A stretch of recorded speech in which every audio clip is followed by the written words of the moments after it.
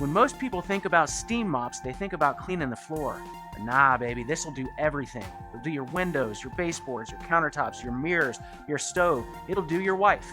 I'm just kidding, dude. Don't put this on your wife. It's hot. Look at all these attachments they hook you up with. Guys, I want to give you a pro tip here. Do not buy this for your wife or girlfriend for Christmas. Buy it for yourself, clean the house, and then gift her a clean house. Trust me on that. All these attachments are so cool. You got this squeegee here for cleaning glass.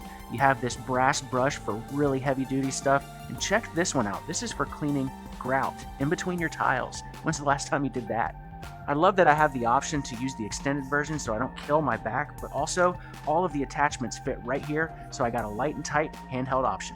They're selling this thing for an insane price. Right now it's half off at the time that I'm making this video, so click that link and grab it quick because these are going to sell out at that price. All right, peace.